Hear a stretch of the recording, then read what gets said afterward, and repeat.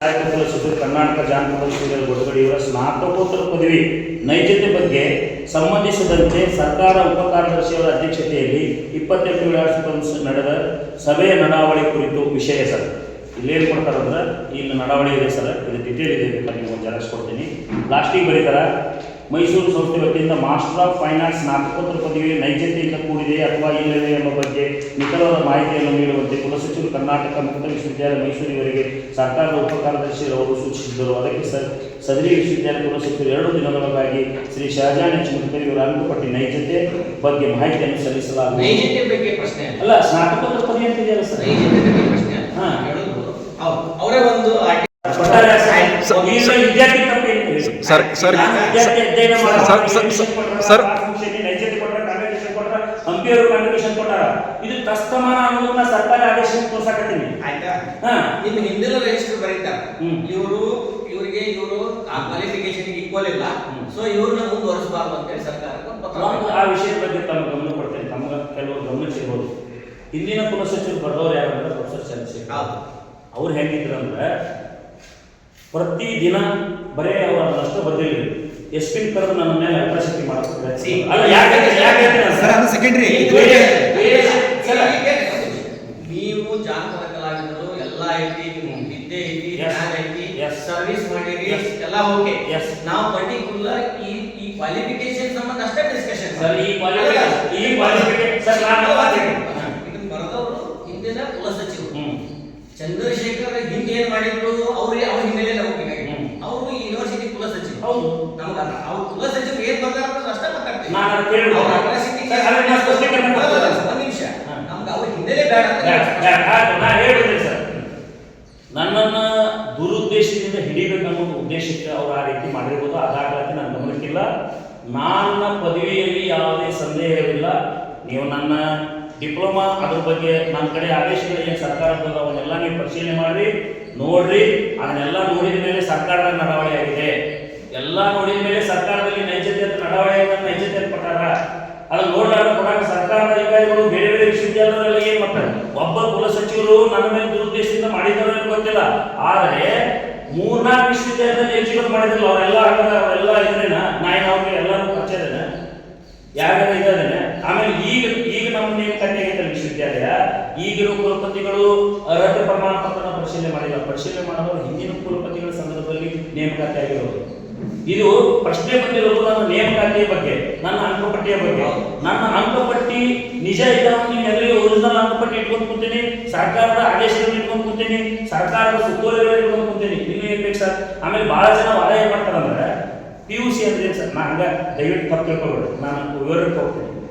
PUC ಅಂದ್ರೇನು? Pre university education. ಭಾಳ ಜನ PUC ಅಂದ್ರೆ ಅದೊಂದು ಇದನ್ನು ತಿಳ್ಕೊಬಿಡ್ತಾರೆ. PUC ಅಂದ್ರೆ 10+2, 10ನೇ ತರಗತಿ ಆದಮೇಲೆ 2 ವರ್ಷ ಓದುವಂತ ಒಂದು ಇದಕ್ಕೆ PUC ಅಂತ ಕರೀತೀವಿ. ಮಾಸ್ಟರ್ಸ್, ಸ್ನಾತಕ, ಸ್ನಾತಕೋತ್ತರ PUC ಅಷ್ಟೇ ಅಧಿಕೃತ ಅಲ್ಲ. 10+2 ಯಾರು ಕಲಿತಾರ ಅವರೆಲ್ಲ PUC ಈಕ್ವಲ್ ವಿದ್ಯಾರ್ಥಿ. ನಾನು PUC ನಾನು ಕಲಿಬೇಕಂತ ಏನಿಲ್ಲ. ಒಂದ್ ಕಡೆ ಇನ್ನೊಂದು ಕಲಿತಾರೆ, ಇನ್ನೊಂದ್ ಕಡೆ ಕಲಿತಾರೆ. ಈಗ ಜಾನಪದ ಕಲೆ ಅಂತ ಕರೀತಾರೆ, ಒಂದ್ ಕಡೆ ಹಿಸ್ಟ್ರಿ ಕಲಿತೆ ನಾನು ಡಿಗ್ರಿ ಆಗಿರ್ತಾರೆ, ಒಂದ್ ಕಡೆ ಬೇರೆ ಬೇರೆ. ಹಂಗ ಪದವಿಯನ್ನ ಅದರ ಹೆಸರು ಏನೈತಲ್ಲ ಅದ್ರ ಮೇಲೆ ಡಿಸಿಷನ್ ತಗೊಳ್ಳೋದಲ್ಲ. 10+2 ಕಲಿತಿದ್ದ ಶಿಕ್ಷಣ ಈಕ್ವಲ್ ಟು ಇವನ್ ITI ಇದರಲ್ಲಿದೆ. Even ITI it is equal to degree. ಈ PUC 10+5 10ನೇ ತರಗತಿ ಮೇಲೆ 5 ವರ್ಷ ನಿರಂತರ ಅಧ್ಯಯನ ಮಾಡಿದ ಯಾವುದೇ ಕೋರ್ಸ್ ಇದ್ರೂ ಈಕ್ವಲ್ ಟು ಡಿಗ್ರಿ. ಡಿಗ್ರಿ ಅಂದ್ರೆ ಡಿಗ್ರಿ ಅಂದ್ರೆ ಪದವಿ. ದಯವಿಟ್ಟು ಗಮನಿಸ್ಬೇಕು, ಡಿಗ್ರಿ ಅಂದ್ರೆ ಪದವಿ. ನಾನು ಒಂದು ವಿಶ್ವವಿದ್ಯಾಲಯ ಸಹಾಯಕ ಕುಲಸಚಿವನಾಗಿ ಮಾತಾಡ್ತೀನಿ. ಡಿಗ್ರಿ ಅಂದ್ರೆ ಪದವಿ ಅಷ್ಟೇ. ಯಾವ ಪದವಿ, ಯಾವ ಕೋರ್ಸ್ನಾಗ ಪದವಿ, ಅದು ಯಾವ್ದಾರು ಆಗಿರ್ಬೋದು. ಅವ ITI ಮಾಡಿರ್ಬೋದು, ಸೀನಿಯರ್ ಫೋಟೋಗ್ರಫಿ ಮಾಡಿರ್ಬೋದು, ನಟನೆ ಒಳಗೆ ಮಾಡಿರ್ಬೋದು, ಸಂಗೀತದೊಳಗೆ ಮಾಡಿರ್ಬೋದು, ಅಥವಾ ಸಾಹಿತ್ಯದೊಳಗೆ ಮಾಡಿರ್ಬೋದು, ಇತಿಹಾಸದೊಳಗೆ ಮಾಡಿರ್ಬೋದು, ವಿಜ್ಞಾನದೊಳಗೆ ಮಾಡಿರ್ಬೋದು. ಪದವಿ ಅನ್ನೋದು ಅದು ಇದಲ್ಲ. ಪದವಿ ಎಲ್ಲ ಕೋರ್ಸ್ಗಳು ಪದವಿನೇ.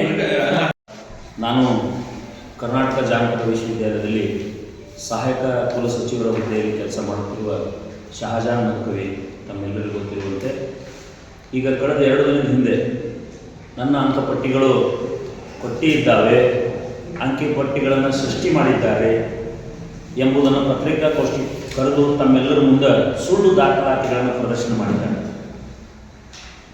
ದಯವಿಟ್ಟು ಎಲ್ಲರೂ ನಿಮ್ಗೆಲ್ಲರಿಗೂ ಗೊತ್ತಿದೆ, ಸುಳ್ಳು ದಾಖಲೆ ಇಟ್ಕೊಂಡು ಒಬ್ಬ ಸರ್ಕಾರಿ ನೌಕರ ಒಂದು ತಾಸು ಇರೋಕ್ಕಾಗೋದಿಲ್ಲ.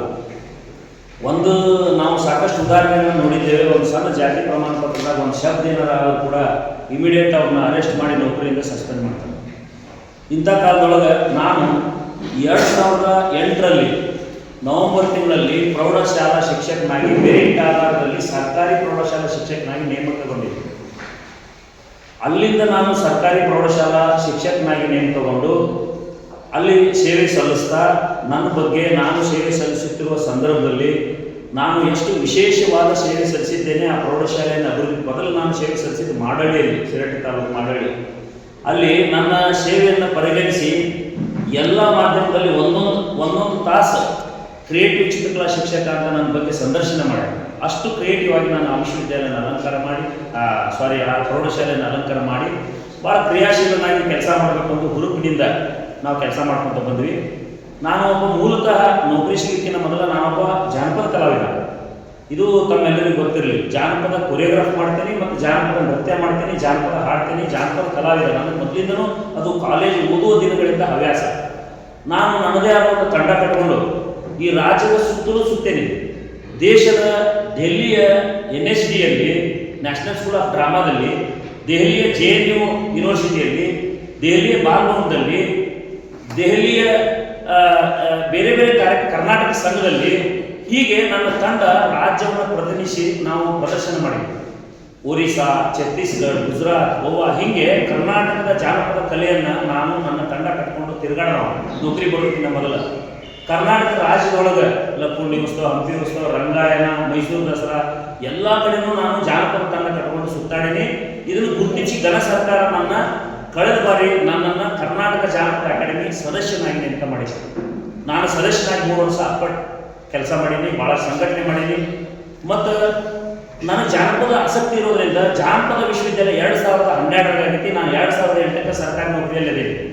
2012 ಜಾನಪದ ವಿಶ್ವವಿದ್ಯಾಲಯ ಆದಾಗ ನಾವೆಲ್ಲ ಹೆಮ್ಮೆ ಪಡ್ವಿ. ಅಪ್ಪ, ಜಾನಪದಕ್ಕಾಗಿ ಒಂದು ವಿಶ್ವವಿದ್ಯಾಲಯ ಬಂತಲ್ಪ, ನಾವಿಲ್ಲಿ ಕೆಲಸ ಮಾಡಬೇಕು, ಇಲ್ಲಿ ಕಲಾವಿದರು ಇರ್ತಾರೆ, ಇಲ್ಲಿ ಕಲೆ ಬಗ್ಗೆ ಅಧ್ಯಯನಗಳು ಆಗ್ತಾವ ಅನ್ನೋ ಉದ್ದೇಶಕ್ಕೆ ನಾನು ಜಾನಪದ ವಿಶ್ವವಿದ್ಯಾಲಯ ಬರುವ ಇಚ್ಛೆಯನ್ನು ಇಟ್ಕೊಂಡು 2014ರಲ್ಲಿ ಆ ವಿಶ್ವವಿದ್ಯಾಲಯದ ಸ್ನಾತಕೋತ್ತರ ಪದವಿಯ ಮೇಲೆ ಕರೆದಿರ್ತಕ್ಕಂಥ ಸಹಾಯಕ ಕುಲಸಚಿವ ಹುದ್ದೆಗೆ ಅರ್ಜಿ ಹಾಕಿನಿ. ಅವಾಗ ಮೊದಲ ವೈಸ್ ಚಾನ್ಸಲರ್ ಅಂಬಳಿಕೆ ಹಿರಿಯಣ್ಣವರು ನಾನು ಎಲಿಜಿಬಲ್ ಆಗಿ ನನಗೆ ಇಂಟರ್ವ್ಯೂ ಪತ್ರ ಕಳಿಸಿ ಸಂದರ್ಶನಕ್ಕೆ ಅಟೆಂಡ್ ಆಗಿದ್ದೀನಿ 2014ರಲ್ಲಿ. ದಯವಿಟ್ಟು ನೀವು ಗಮನಿಸ್ಬೇಕು. ನನ್ನ ಅಂಕಪಟ್ಟಿ ಇದ್ದಿದ್ರೆ ಅವಾಗ ಯಾಕೆ ಅಂಬಳಿಕೆ ಹಿರಿಯಣ್ಣವ್ರನ್ನ ಎಲಿಜಿಬಲ್ ಮಾಡ್ತಿದ್ರು? ನಾನು ಅವಾಗ ವಿಶ್ವವಿದ್ಯಾಲಯಕ್ಕೆ ಸಂಬಂಧ ಇರಲಿಲ್ಲ. ಅದು ತಾಂತ್ರಿಕ ಏನು ಕಾರಣದಿಂದ ಆ ನೇಮಕಾತಿ ಪ್ರಕ್ರಿಯೆ ಮುಗಿಲಿಲ್ಲ, ಅದು ಅರ್ಧಕ್ಕೆ ನಿಂತು ಹೋದು. ನಾನು ಮತ್ತೆ 2015ರಲ್ಲಿ ಸರ್ಕಾರದ ಆದೇಶದ ಮೇರೆಗೆ ವಿಶ್ವವಿದ್ಯಾಲಯಕ್ಕೆ ನಿಯೋಜನೆ ಮೇಲೆ ಬರ್ತೀನಿ, ಚಿತ್ರಕಲೆಯನ್ನು ಪಾಠ ಮಾಡೋದಕ್ಕೆ. ಜನಪದ ಕಲೆ ವಿಭಾಗದಲ್ಲಿ ಸರ್ಕಾರದ ಸ್ಪಷ್ಟ ಆದೇಶದೊಂದಿಗೆ ಸಹಾಯಕ ಪ್ರಾಧ್ಯಾಪಕನಾಗಿ ನಾನು 1 ವರ್ಷ ಕೆಲಸ ಮಾಡ್ತೀನಿ ವಿಶ್ವವಿದ್ಯಾಲಯದಲ್ಲಿ.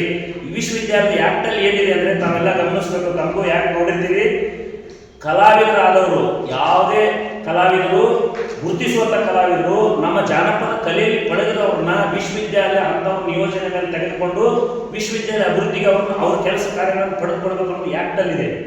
ಅದರ ನಿಮಿತ್ತವಾಗಿ ಸರ್ಕಾರ ನಾನು ನಿಯೋಜನೆ ಮಾಡ್ತಾ ಕೆಲಸ ಮಾಡ್ತಾ ಬಂದೆ. ನಂತರ ಸರ್ಕಾರ ನನಗೆ ಅಲ್ಲಿ ಯಾವುದೇ ಹುದ್ದೆ, ಒಂದು ಹುದ್ದೆನೂ ನೇಮಕಾತಿ ಆಗಿರಲಿಲ್ಲ. ಕೇವಲ ಕುಲಪತಿ, ಕುಲಸಚಿವರು ಮತ್ತು ಮೌಲ್ಯಮಾಪನ ಕುಲಸಚಿವರು ಮಾತ್ರ ಇದ್ರು. ನನ್ನ ಆಡಳಿತ ವಿಭಾಗದಲ್ಲಿ ಸಹಾಯಕ ಕುಲಸಚಿವ ಹುದ್ದೆಗೆ ಸರ್ಕಾರ ನಿಯೋಜನೆ ಮಾಡ್ತು. ಅಲ್ಲಿಂದ ನಾನು ಸಹಾಯಕ ಕುಲಸಚಿವನ ಕೆಲಸ ಮಾಡ್ತಾ ಬಂದೆ. ಯಾಕೆ ನಿಮ್ಗೆ ಇದನ್ನೆಲ್ಲ ಹೇಳ್ತೇನೆ ಅಂದರೆ, ನನ್ನ ವಿರುದ್ಧ ನಿರಂತರವಾಗಿ ನನ್ನನ್ನು ಮಾನಸಿಕವಾಗಿ ಹಿಂಸೆಗೊಳಿಸ್ಬೇಕು, ನನ್ನನ್ನು ತುಳಿಬೇಕು, ನಾ ಇಲ್ಲಿಂದ ಓಡ್ ಹೋಗ್ಬೇಕಂತ ಹೇಳಿ ಕೆಲವೇ ಜನ ಅವತ್ತಿನವರು ಇವತ್ತು ಮಾಡ್ತಾ ಇದ್ದಾರೆ. ನಿಮ್ಗೆ ಇದು ಗಮನದಾಗಿರಲಿ, ಇವತ್ತು ಮಾಡ್ತಾ ಇರೋರು ಅವತ್ತಿನವರೇ ಇವತ್ತು. ಇದಕ್ಕೆ ದೊಡ್ಡ ಜಾಲ ಇದೆ. ಇದು ಒಂದು 5-6 ಮಂದಿ ಜಾಲ. ಇದು ವಿಶ್ವವಿದ್ಯಾಲಯ, ಕರ್ನಾಟಕ ಜಾನಪದ ವಿಶ್ವವಿದ್ಯಾಲಯ, ಸಿಗ್ಗಾವಿಯ ಕಿರೀಟ, ಹಾವೇರಿ ಜಿಲ್ಲೆಯ ಕಿರೀಟ, ಉತ್ತರ ಕರ್ನಾಟಕ ಕಿರೀಟ, ಕರ್ನಾಟಕ ಕಿರೀಟ. ತಜ್ಞರು, ವಿದ್ವಾಂಸರು ಏನು ಹೇಳ್ತಾರೆ, ಜಗತ್ತಿಗೆ ಒಂದು ವಿಶ್ವವಿದ್ಯಾಲಯ ಜಾನಪದ ವಿಶ್ವವಿದ್ಯಾಲಯ ಅಂತ ಹೇಳ್ತಾರೆ. ಕನ್ನಡದಲ್ಲಿ ಜಾನಪದವನ್ನು ಅಧ್ಯಯನ ಮಾಡೋದಕ್ಕೆ, ಸಂಶೋಧನೆ ಮಾಡೋದಕ್ಕೆ ಇರುವಂಥ ಒಂದೇ ಒಂದು ವಿಶ್ವವಿದ್ಯಾಲಯ ಇದೆ. ಈ ವಿಶ್ವವಿದ್ಯಾಲಯ ಮುಂದೆ ತರಬೇಕು, ಈ ವಿಶ್ವವಿದ್ಯಾಲಯ ಹೆಸರು ಕಳಿಸ್ಬೇಕಂತ ಸಾಕಷ್ಟು ಆರೋಪಗಳನ್ನು ಮಾಡ್ತಾ ಇರೋದು ತಮ್ಮೆಲ್ಲರಿಗೂ ಗೊತ್ತಿರೋ ವಿಷಯ. ಈ ವಿಷಯ ಇರೋದು ನನ್ನ ಅಂಕಪಟ್ಟಿ ನೈಜತೆ ಬಗ್ಗೆ. ದಯವಿಟ್ಟು ನಾನು ನಿಮ್ಮಲ್ಲಿ ವಿನಂತಿ ಮಾಡ್ಕೊಳ್ತೀನಿ. ನಾನು ಒಬ್ಬ ಸರ್ಕಾರಿ ನೌಕರ 2008ರಿಂದ ಈವರೆಗೆ ಕೆಲಸ ಮಾಡಕತ್ತೀನಿ. ನನ್ನ ಅಂಕಪಟ್ಟಿ ಸುಳ್ಳದವು, ಪಟ್ಟಿ ಅದಾವ ಅಂತೇಳಿ ಸುಮಾರು 3 ವರ್ಷಗಳಿಂದ ಮಾನ್ಯ ಮುಖ್ಯಮಂತ್ರಿಗಳಿಂದ ಹಿಡಿದು ಸರ್ಕಾರದ ಉನ್ನತ ಶಿಕ್ಷಣ ಎಲ್ಲ ಅಧಿಕಾರಿಗಳಿಗೆ, ಜಿಲ್ಲಾ ಅಧಿಕಾರಿಗಳಿಗೆ, ಪೊಲೀಸ್ ಸ್ಟೇಷನ್ಗಳಿಗೆ, ವಿಶ್ವವಿದ್ಯಾಲಯಗಳಿಗೆ ಎಲ್ಲ ಕಡೆಗೂ ಪತ್ರ ಬರ್ದಾರ. ಕೇವಲ 4 ಜನ. ಅಂದ್ರೆ ಬೇವಿನ ಗಿಡದಾಗ ಮಾವಿನಕಾಯಿ ಬಿಡ್ತಾವ ಅಂತೇಳಿ ನಂಬಿಸೋದು ಜನರನ್ನ, ಸುಳ್ಳನ್ನೇ ಪದೇ ಪದೇ ಪದೇ ಪದೇ ಹೇಳಿ ಸತ್ಯ ಮಾಡೋದು. ಪ್ರಾಮಾಣಿಕವಾಗಿ ಹೇಳ್ತೀನಿ, ನಾನು ಯಾವ ಅಂಕಪಟ್ಟಿ ಕೊಟ್ಟಿ ಇಲ್ಲ. ನಾನು ಮೆರಿಟ್ ಆಧಾರದ ಮೇಲೆ ನೇಮಕ ಆದವ, ಹೈಸ್ಕೂಲ್ನಲ್ಲಾಗಲಿ ಯೂನಿವರ್ಸಿಟಿಗಳಲ್ಲಾಗಲಿ. ನಾನು ಇವ್ರು ಏನು ಪತ್ರ ಕೊಟ್ಟರಲ್ಲ ಸರ್ಕಾರಕ್ಕೆ, ಅವ್ರು ಗಮನಿಸ್ಬೇಕು. ಸರ್ಕಾರ ಇವ್ರು ಒತ್ತಡಕ್ಕೆ, ಇವರು ಹೈಯರ್ ಎಜುಕೇಶನ್ದಾಗ ಹೋಗಿ ಅಲ್ಲಿರೋ ಅಧಿಕಾರಿಗಳಿಗೆ ದಬ್ಬಾಳಿಕೆ ಮಾಡ್ತಾರೆ, ಏಕವಚನದಾಗ ಮಾತಾಡ್ತಾರೆ. ಅವರು ರೋಷ ಹೋಗ್ಯಾರ ಅಧಿಕಾರಿಗಳು. ಇವರು ಒತ್ತಡಕ್ಕೆ ಏನ್ ಮಾಡೋದಂದ್ರೆ, ನನ್ನ ಅಂಕಪಟ್ಟಿ ನೈಜತೆ ಕುರಿತು ದಿನಾಂಕ 6/8/2020 ಒಂದು ಸಭೆ ಆಯೋಜನೆ ಮಾಡ್ತಾರೆ. ನನ್ನ ಅಂಕಪಟ್ಟಿಗಳೆಲ್ಲ ನೈಜತೆ ಅದಾವ. ನಾನು ತಂದೇನೆ, ನಿಮ್ಗೆಲ್ಲ ತೋರಿಸ್ತೀನಿ. ಯಾವ ಅಂಕಪಟ್ಟಿ ನೀವು ಡೂಪ್ಲಿಕೇಟ್ ಅನ್ಸಿದ್ರೆ ನೋಡ್ರಿ. ನನ್ನ ಕಾನ್ವೆಂಟೇಶನ್ ಸರ್ಟಿಫಿಕೇಟ್ ಇದೆ, PG ಸರ್ಟಿಫಿಕೇಟ್ ಇದೆ, ನಂದು ಎಲ್ಲ ದಾಖಲೆ ಅದಾವು, ನೈಜತೆ ಪ್ರಮಾಣ ಪತ್ರ ಇದೆ, ಎಲ್ಲ ಇದೆ. ಕೊಟ್ಟಿ ಅದಾವ ಅಂತಾರ. ಅಲ್ರಿ, ಒಂದು ಅಂಕಪಟ್ಟಿ ಕೊಟ್ಟಿ ತಯಾರು ಮಾಡಕ್ಕೆ ನಮ್ದೇನು ಏನ್ರಿ? ಸರ್ಕಾರಿ ನೌಕರಿ ನಾವು 24 ವರ್ಷ ಏನ್ ಮಾಡ್ತೇವೆ ಅಂತ ಜನ ನೋಡಕತ್ತಾರ. ನಾವೊಂದು ಮುಖ್ಯ ಹುದ್ದೆ ಒಳಗೆ ಕೂತ್ಕೊಂಡು ಆಡಳಿತ ಅಧಿಕಾರಿಯ ಕೆಲಸ ಮಾಡಕತ್ತೀನಿ. ನಾನು ಡೂಪ್ಲಿಕೇಟ್ ಇಟ್ಕೊಂಡು ಅಲ್ಲಿ ಒಂದಿನ ಇರಕ್ಕಾಗತ್ತಾ? ದಯವಿಟ್ಟು ತಾವು ಗಮನಿಸ್ಬೇಕು. 6/8/2020 ಸಭೆ ಕರೀತಾರ. ಆ ಸಭೆಯಲ್ಲಿ ನಾನು PG ಮಾಡಿರ್ತಕ್ಕಂಥ KSO ವಿಶ್ವವಿದ್ಯಾಲಯದ ಕುಲಸಚಿವರು ಇರ್ತಾರ. ನನ್ನ ಆಯ್ಕೆ ಮಾಡಿದ ಪ್ರಾಧಿಕಾರದ ಸದಸ್ಯ ಕಾರ್ಯದರ್ಶಿ, ಕರ್ನಾಟಕ ಜಾನಪದ ವಿಶ್ವವಿದ್ಯಾಲಯ ಕುಲಸಚಿವರು ಇರ್ತಾರೆ. ಸರ್ಕಾರದ ಅಂಡರ್ ಸೆಕ್ರೆಟರಿ, ಸರ್ಕಾರದ ಜಾಯಿಂಟ್ ಸೆಕ್ರೆಟರಿ, 5-6 ಮಂದಿ ಅಧಿಕಾರಿಗಳು ಸಭೆ ನಡೆಸ್ತಾರ. ಸಭೆ ನಡೆಸಿ ನನ್ನ ಅಂಕಪಟ್ಟಿಗಳನ್ನು ಪರಿಶೀಲನೆ ಮಾಡ್ತಾರ. ನೀವ ಕೊಟ್ಟಿರ್ತಕ್ಕಂಥ ಮೈಸೂರು ರಿಜಿಸ್ಟರ್ ಕೇಳ್ತಾರ. ಅದ್ರ ನಡಾವಳಿ ನನ್ನ ಹತ್ರ ಇದೆ, ನಡಾವಳಿ ಕಾಪಿ ನಿಮಗೆ ಕೊಡ್ತೇನೆ ನಾನು. ಆ ನಡಾವಳಿ ಡಿಸಿಷನ್ ತಗೋತಾರ. ನಾವೇ ಕೊಟ್ಟಿವಿ ಅಂಕಪಟ್ಟಿ, ಇವು ಯಾವ ಕೊಟ್ಟೇ ಇಲ್ಲ. ಅಸಿಸ್ಟೆಂಟ್ ರಿಜಿಸ್ಟರ್ ಮತ್ತು ರಿಜಿಸ್ಟರ್ ಇಬ್ರು ಬರ್ತಾರೆ. KSOದಿಂದ ಇಬ್ರು ಅಟೆಂಡ್ ಆಗಿರೋ ಮೀಟಿಂಗ್ ನಲ್ಲಿ. ನಿಮ್ಮ ಅಂಕಪಟ್ಟಿ ನೈಜತೆಯಿಂದ ಇದೆ, ಯಾವುದು ಡೂಪ್ಲಿಕೇಟ್ ಇಲ್ಲ, ನಾವೇ ಕೊಟ್ಟಿವಿ ಅಂತ ಹೇಳಿ ಕೊಡ್ತಾರ. ಮತ್ತು ನೈಜತೆ ಯಾಕೆ ಕೊಡೋದ್ರಿ ಅಂದ್ರೆ 2 ದಿನದೊಳಗೆ ನೈಜತೆ ಕಳಿಸ್ತೀವಿ ತಗೊಳ್ಳಿ ತಗೋತಾರ. 2 ದಿನದಲ್ಲಿ ನೈಜತೆ ಪ್ರಮಾಣ ಪತ್ರವನ್ನು ನನಗಲ್ಲ ಸರ್ಕಾರಕ್ಕೆ ಕಳಿಸ್ತಾರ. ಯಾರು? KSO ವಿಶ್ವವಿದ್ಯಾಲಯ ಕುಲಸಚಿವರು ಶಹಜಾನ್ ಮುದುಕಯ್ಯ ಅವರ ಅಂಕಪಟ್ಟಿ ನೈಜತೆಯಿಂದ ಕೂಡಿರುತ್ತದೆ. ಇದಕ್ಕಿನ್ನ ಇನ್ನೇನ್ ಬೇಕ್ರಿ? ಇನ್ನೇನ್ ಬೇಕು ಹೇಳಿ? 8 ಸಲ ನಿಮ್ಮ ದುಡ್ಡಿನ ಸುಮಾರು 3-4 ಸಲ ನನ್ನ ಅಂಕಪಟ್ಟಿ ಕೊಟ್ಟಿ ಅಂತಾರ. ಆಮೇಲೆ ನೋಡ್ರಿ, ದಯವಿಟ್ಟು ಹೇಳ್ತೀನಿ, ನಾನು ಮನುಷ್ಯ, ನಾನು ಭೂಮಿ ಮೇಲೆ ಹುಟ್ಟಿ ನಿಮ್ಗೆ ಎಲ್ಲ ರೀತಿ ಬೆಳಕಾಕತ್ತೀನಿ. ಲೈಂಗಿಕ ದೌರ್ಜನ್ಯ ಮಾಡ್ತಾರ ಅಂತ ಹೇಳಿ ಪತ್ರಿಕಾಗೋಷ್ಠಿ ಕರೆದು ನನ್ನ ಬಗ್ಗೆ ಇಲ್ಲ ಸಲ್ಲದ ಕೆಟ್ಟ ಪದಗಳನ್ನು ಬಳಸಿ ಮಾತಾಡ್ತಾರೆ. ಮನವಿ ಕೊಡ್ತೀವಿ ಅಂತ ನೆಪದೊಳಗ ಮುದುಕವಿ SSLC ಮುಗಿಸ್ಯಾನ, ಮುದುಕವಿ ಲೈಂಗಿಕ ದೌರ್ಜನ್ಯ ಮಾಡ್ತಾನ, ಈ ವಿಶ್ವವಿದ್ಯಾಲಯ ಅಕ್ರಮ ನೇಮಕಾತಿ ಆಗೈತಿ, ಆಗ್ ಮಾಡ್ಯಾರ ಹಿಂಗ್ ಮಾಡ್ಯಾರ ಅಂತೇಳಿ ಸುಳ್ಳು ಪ್ರಚಾರ ಮಾಡ್ತಾರೆ. ಕೇವಲ 4 ಜನ. ಪ್ರಾಮಾಣಿಕವಾಗಿ ಹೇಳ್ತೀನಿ, ಹಾವೇರಿ ಜಿಲ್ಲೆಯ ಜನ, ಶಿಗ್ಗಾಂವಿ ಜಿಲ್ಲೆಯ ಜನ ನಿಜವಾಗೂ ನಮ್ಮ ವಿಶ್ವವಿದ್ಯಾಲಯಕ್ಕೆ 1 ಸಾಲ ಕಳೆದುಕೊಂಡು ತಂದಿಲ್ಲ. ಇವರು 4 ಜನ, ಇವ್ರು ಯಾರು ಸ್ಥಳೀಕರಲ್ಲ. ಇವ್ರು ಮಾಡ್ತಾ ಇರೋರು ಸ್ಥಳೀಕರಲ್ಲ, ಯಾರೋ ಅಮಾಯಕ ಮಂದಿ ಕಲಾವಿದರು ಕರ್ಕೊಂಡು ನಾನೇ ಈ ವಿಶ್ವವಿದ್ಯಾಲಯಕ್ಕೆ ಇದು ಅನ್ನೋರ್ಗತೆ ನಿಮ್ದೆಲ್ಲರೂ ದಿಕ್ ತಪ್ಸಾಕತ್ತಾರ. ಹಾವೇರಿ ಜಿಲ್ಲೆ ಜನ ದಿಕ್ ತಪ್ಸಾಕತ್ತಾರ. ಇಷ್ಟೆಲ್ಲ ಇದು ಭಾಳ ದಿವಸ ಆಗಿಲ್ರಿ ಸಭೆ ನಡೆದು. 9/9/2025 ನೈಜತೆ ಪ್ರಮಾಣ ಪತ್ರ ಕೊಡ್ತಾರ. ಇವ್ರು ನಿನ್ನಿಲ್ಲ ಮನೆ ಪ್ರೆಸ್ ಮೀಟ್ ಮಾಡ್ತಾರ. ಪಟ್ಟಿ ದಾಖಲಾತಿ SSLC ಅಂಕಪಟ್ಟಿ ಐತೆ ಅಂತ ಹೇಳಿ ಇವ್ರು ಏನ್ ಮಾಡ್ಬೇಕು ಹೇಳ್ರಿ? ಆಮೇಲೆ ನನ್ನ ದಾಖಲೆ ಪಟ್ಟಿ ಇದ್ರೆ ಸಂಬಂಧಪಟ್ಟ ಮೇಲಾಧಿಕಾರಿಗಳಿಗೆ ಕಂಪ್ಲೇಂಟ್ ಮಾಡ್ಬೇಕು, ಅದನ್ನ ಎನ್ಕ್ವೈರಿ ಮಾಡಿಸಿ ನಾನು ಕಿತ್ತಾಕ್ಸ್ಬೇಕು. ಪತ್ರಿಕಾಗೋಷ್ಠಿ ಅಂತ ಕರೀತಾರ. ಉದ್ದೇಶ ಇಷ್ಟ, ನಮ್ಮ ಮಾನಸಿಕ ಖಿನ್ನತೆಗೊಳಗಾಗೋದು, ನಾವು ನಾಶ ಆಗಬೇಕು, ನಾವು ಮಾನಸಿಕ ಆಗಿ ಓಡ್ ಹೋಗ್ಬೇಕು ಅನ್ನೋದು ನಮ್ಮ ಉದ್ದೇಶ. ನಾವು ಯಾವ ತಪ್ಪು ಮಾಡಿಲ್ಲ, ಓಡುವ ಪ್ರಮೇಯ ಇಲ್ಲ. ನಿರಂತರವಾಗಿ ನನ್ನ ಮೇಲೆ ಈ ರೀತಿ ದಬ್ಬಾಳಿಕೆ ನಿರಂತರವಾಗಿ ಮಾಡ್ಯಾರ ಇವರು. ಹೆಸರು ಹೇಳ್ತೀನಿ, ಬಸಪ್ಪ ಬಂಗಾರಿ ಅನ್ನವ ವಿಶ್ವವಿದ್ಯಾಲಯ ಪ್ರಾರಂಭ ಆದಾಗಿನಿಂದ ಆ ವಿಶ್ವವಿದ್ಯಾಲಯ ತಾತ್ಕಾಲಿಕ ನೌಕರಿ ಮಾಡವ. ನಾ ಪತ್ರಿಕಾಗೋಷ್ಠಿ ತಮಗೂ ರಿಟರ್ನ್ ಅಲ್ಲಿ ಕೊಟ್ಟೇನಿ. ಅವ ಏನ್ ಮಾಡ್ತಿದ್ದ ಅಂದ್ರೆ, ವಿಶ್ವವಿದ್ಯಾಲಯ ನೌಕರಿ ಕೊಡಿಸ್ತೀನಿ ಅಂತೇಳಿ ವಿಶ್ವವಿದ್ಯಾಲಯದ ಕಡೆ ರೊಕ್ಕ ಕಲೆಕ್ಟ್ ಮಾಡ್ತಿದ್ದ. ಒಬ್ಬರ ಕಡೆ XYZ ಸಂದರ್ಭದಾಗ ನಿಮ್ಗೆ ಹೆಸರು ಹೇಳ್ತೀನಿ, ನಮ್ಮ ವಿಶ್ವವಿದ್ಯಾಲಯದ ಎಂಪ್ಲಾಯ್ ಕಡೆ 7 ಲಕ್ಷ ರೂಪಾಯಿ ಇಸ್ಕೊಂಡ. ಅವನು ಡೂಪ್ಲಿಕೇಟ್ ಒಂದು ಸುಳ್ಳು ಪತ್ರ ಕೊಟ್ಟು ನೇಮಕಾತಿ ಮಾಡಿಸ್ತಾನೆ ಅಂತ ಹೇಳಿ ಅವನು ಕೆಲವರ ಕಟ್ಟಿ ಹೊಡೆದು ರೊಕ್ಕ ವಸೂಲಿ ಮಾಡ್ಯಾರ. ಇವತ್ತು ಆ ಬಸಪ್ಪ ಬಂಗಾರಿ ಉದ್ಯೋಗ ಏನಂದ್ರೆ, ಬೆಂಗಳೂರಿನಾಗ ಅಡ್ಡಾಡಿ ಕಚೇರಿ ಗವರ್ನರ್ ಘನವೆತ್ತ ರಾಜ್ಯಪಾಲರ ಕಚೇರಿಯಿಂದ ಹೇಳಿ ಸರ್ಕಾರಕ್ಕೆ ತಪ್ಪು ಮಾಹಿತಿ ರವಾನೆ ಮಾಡೋದು, ಇಷ್ಟಿಷ್ಟು ದಪ್ಪ ಇಂಗ್ಲೀಷ್ನಾಗ ಪತ್ರ ಬರೆದು ಕೊಡೋದು. ವಿಶ್ವವಿದ್ಯಾಲಯದ ಘನತೆ ಹಾಳು ಮಾಡಕ್ಕೆ ಒಂದಿಷ್ಟು ಜನ ತಯಾರಾಗ್ಯಾರ. ಒಳ್ಳೆ ಕೆಲಸ ಎಲ್ಲಾಗತಿ, ಅಲ್ಲಿ ಒಂದಿಷ್ಟು ಮಂದಿ ಇರಾರ. ನಾವು ಅದಕ್ಕೆ ಗತಿಗಟ್ಟಿಲ್ಲ. ಮಾನ್ಯ ಕುಲಪತಿಗಳು ಬಹಳಷ್ಟು ಜವಾಬ್ದಾರಿಯಿಂದ ಬಹಳಷ್ಟು ಪರಿಶೀಲನೆ ಮಾಡಿ ನೇಮಕಾತಿ ಪ್ರಕ್ರಿಯೆಯನ್ನು ಮುಗಿಸ್ಯಾರ. ಯಾಕಂದ್ರೆ ಮೂರು ಕುಲಪತಿಗಳಾದ್ರೂ ಕೂಡ ಒಂದು ಹುದ್ದೆಯನ್ನು ವಿಶ್ವವಿದ್ಯಾಲಯ ನೇಮಕಾತಿ ಆಗಿರಲಿಲ್ಲ. ವಿಶ್ವವಿದ್ಯಾಲಯ ನೇಮಕಾತಿ ಆಗಿದ್ರೆ ಹೆಂಗೆ ಬದುಕಬೇಕು? ಸ್ಯಾಲ್ರಿ ಕೊಡಕ್ಕೆ ದುಡ್ಡಿಲ್ಲ. ನಾನು ಆಡಳಿತದಲ್ಲಿ 10 ವರ್ಷ ಕೆಲಸ ಮಾಡ್ತಾ ಇರೋದ್ರಿಂದ ತಮ್ಮ ಗಮನಕ್ಕೆ ತರ್ತಾನೆ. ಸ್ಯಾಲ್ರಿ ಕೊಡಕ್ಕೆ ಆರ್ಥಿಕ ಕೊರತೆ ಇದ್ರೂ ಕೂಡ ಇವತ್ತು ನೇಮಕಾತಿ ಆದ 25 ಜನ ಅಚ್ಚುಕಟ್ಟಾಗಿ ವಿಶ್ವವಿದ್ಯಾಲಯ ಬೆಳೆಸೋದಕ್ಕೆ ಕೆಲಸ ಮಾಡಕತ್ತಾರ. ಅವರಿಗೆ ಪೂರ್ಣ ಪ್ರಮಾಣ ಸರ್ಕಾರ ಸ್ಯಾಲ್ರಿ ಕೊಡ್ತೈತಿ. ಅವ್ರ ಪ್ರೊಫೆಷನಲ್ ಪೀರಿಯಡ್ ಡಿಕ್ಲೇರ್ ಆಗೈತಿ. ಅವರೆಲ್ಲ ವಿಶ್ವವಿದ್ಯಾಲಯ ದುಡಿಯಾಕತ್ತಾರ. ಸ್ಯಾಲ್ರಿ ಲೆಕ್ಕದಾಗ 5 ಕೋಟಿ ರೂಪಾಯಿ ವಿಶ್ವವಿದ್ಯಾಲಯಕ್ಕೆ ಬರ್ತೈತಿ. ಹಾವೇರಿಗೆ ಬಂದಂಗಲ್ಲಿ ಏನ್ರಿ? ವಿಶ್ವವಿದ್ಯಾಲಯಕ್ಕೆ ಬಂದಂಗಲ್ಲಿ ಏನ್ರಿ? ಎಲ್ಲಿಂದ ಪಗಾರ ಕೊಟ್ಟು ಕೆಲಸ ಮಾಡಿಸೋದು? ಹೊರಗುತ್ತಿಗೆ ಒಳಗೆ ಮತ್ತೆ ಸರ್ಕಾರ ಆದೇಶ ಮಾಡ್ತೈತಿ, ಹೊರಗುತ್ತಿಗೆ ಒಳಗೆ ಸ್ಯಾಂಕ್ಷನ್ ಪೋಸ್ಟ್ ಅಗೇನೆಸ್ಟ್ ನೀವು ಅಷ್ಟೇ ಹುದ್ದೆಗಳನ್ನು ತಗೋಬೇಕು. ಹೆಚ್ಚಿಗೆ ತಗೊಂಡ್ರೆ ಕುಲಪತಿಗಳು ಕುಲಸಚಿವರು ಸ್ಯಾಲರಿ ಕಟ್ ಮಾಡ್ತೇವೆ ಅಂತ ಹೇಳ್ತಾರೆ. ಇಂತಹ ಸಂದರ್ಭದಲ್ಲಿ ಮಾನ್ಯ ಕುಲಪತಿಗಳಾದ ಪ್ರೊಫೆಸರ್ ಟಿ.ಎಂ. ಭಾಸ್ಕರ್ ಅವರು ಮತ್ತು ಪ್ರೊಫೆಸರ್ ಸಿ.ಟಿ. ಗುರುಪ್ರಸಾದ್ ಸರ್ ಅವರು ಎಷ್ಟೋ ಅವ್ರ ಮೇಲೆ ಆರೋಪ ಬಂದರು. ಅವರು ಕಳ್ಳರಂದ್ರು, ಅವ್ರು ದುಡ್ಡು ತಿಂದರು, ಸುಳ್ಳು ಆರೋಪಗಳನ್ನು ಮೇಲಿಂದ ಮೇಲೆ ಮಾಡಿದ್ರು.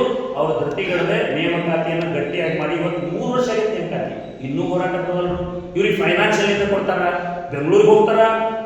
ಯಾವುದೋ ಒಂದು ಪತ್ರಿಕೆಯಲ್ಲಿ ಸುಳ್ಳು ಸುದ್ದಿನ 2-3 ಪೇಜ್ ಬರೆಸಿ ಮಾನ ಹಾನಿ ಆಗೋ ರೀತಿಯಲ್ಲಿ ಶಬ್ದಗಳನ್ನು ಬರೆಸಿ ಅದನ್ನೆಲ್ಲ ವಿಧಾನಸೌಧ ಕಚೇರಿಗೆ ಹರಿಸ್ತಾರೆ. ಇವ್ರ ಕೆಲಸ ಏನ್ರಿ? ತಪ್ಪು ಮಾಡಿದ್ದಂದ್ರೆ ಮೇಲಾಧಿಕಾರಿಗೆ ಕಂಪ್ಲೇಂಟ್ ಮಾಡ್ಬೇಕು, ಎನ್ಕ್ವೈರಿ ಮಾಡಿಸ್ಬೇಕು. ನಾವು ತಪ್ಪು ಮಾಡಿದ್ರೆ ನಮ್ಗೆ ಪನಿಷ್ಮೆಂಟ್ ಆಗ್ತೈತಿ. ನಾವು ಸರ್ಕಾರದ ನಿಯಮದ ಅಡಿಯಲ್ಲಿ ನಾವು ಬರ್ತೀವಿ. ಅವ್ರಿಗೆ ಲಂಗ ಲಗಾಮಿಲ್ಲ, ಕೇಳೋರಿಲ್ಲ. ಹಾವೇರಿ ಜನ ಸಂಪನ್ನರು, ಬೇರೆ ಯಾರಾಗಿದ್ರೆ ಅವ್ರು ಹೊಡೆದು ಜಿಲ್ಲೆ ಬಿಟ್ಟು ಓಡಿಸ್ತಿದ್ರು. ಈ ವಿಶ್ವವಿದ್ಯಾಲಯ ನನ್ನಲ್ಲ, ಯಾರ್ದೂ ಅಲ್ಲ, ಸಾರ್ವಜನಿಕ ವಿಶ್ವವಿದ್ಯಾಲಯ, ಎಲ್ಲರದ್ದು ವಿಶ್ವವಿದ್ಯಾಲಯ. ಇಲ್ಲಿರೋ ವಿದ್ಯಾರ್ಥಿಗಳ ವಿಶ್ವವಿದ್ಯಾಲಯ, ಇಲ್ಲಿರೋ ಪಾಲಕರ ವಿಶ್ವವಿದ್ಯಾಲಯಕ್ಕೆ ಎಷ್ಟಂತ ಕುಂದು ತರ್ತಾರೆ. ಅಕ್ರಮ ನೇಮಕಾತಿ ಆಗೈತೆ ಅಂತಾರ. ವಿಶ್ವವಿದ್ಯಾಲಯ ನಾವೇ ಜಾನಪದ ವಿಶ್ವವಿದ್ಯಾಲಯ ಉಳಿಸುವ ತರ ಮಾತಾಡ್ತಾರೆ 4 ಮಂದಿ. ಅವರಿಗೆ ತಮ್ಗೆ ಗೊತ್ತಿಲ್ಲ. 55 ವರ್ಷಗೆ ಒಂದು ಸಣ್ಣ ನೌಕರಿ ತಗೊಳ್ಳೋ ಕಿಮ್ಮತ್ತಿಲ್ಲ. ನೌಕರಿ ತಗೊಂಡ್ರ ಮೇಲೆ ಒಬ್ಬ ವಿಶ್ವವಿದ್ಯಾಲಯ ಕುಲಪತಿ ಕುಲಸಚಿವರ ಮೇಲೆ ಇಲ್ಲ ಸಲ್ಲದ ಆರೋಪಗಳನ್ನ ಲಘುಲಗಾಮಿತ ಮಾಡ್ತಾರೆ. ನಾವು ನೌಕರಿ ಒಬ್ಬ ಅಧಿಕಾರಿಗಳ ಕೈ ಕೆಳಗೆ ಕೆಲಸ ಮಾಡ್ತಿರ್ತೀವಿ. ಪದೇ ಬಂದು ನಾವು ಏನು ಮಾಡೋಕ್ಕಾಗಲ್ಲ. ಸೊ ದಯವಿಟ್ಟು ಬಂಧುಗಳೇ, ನನ್ನ ಯಾವ ಅಂಕಪಟ್ಟಿನೂ ಕೊಟ್ಟಿಲ್ಲ. ನಾನು ಪ್ರಾಮಾಣಿಕವಾಗಿ ನನ್ನ ಕೇಸೆಟ್ ಆಗಿದೆ, PhD ಮಾಡ್ತಾ ಇದ್ದೀನಿ, ಅಧ್ಯಯನ ಮಾಡ್ತಾ ಇದ್ದೀನಿ. ಆಮೇಲೆ ನಿಮ್ಗೆ ಇನ್ನೂ ಒಂದು ವಿಷಯ ನಾನು ಗಮನಕ್ಕೆ ತರಬೇಕು. ಈ ಬಂಗಾರಿ ನಾವು ಏನು ಕೆಲಸ ಮಾಡ್ತಿದ್ದ ಅದನ್ನ ಅರ್ಧ ನಿಲ್ಲಿಸಿದೆ.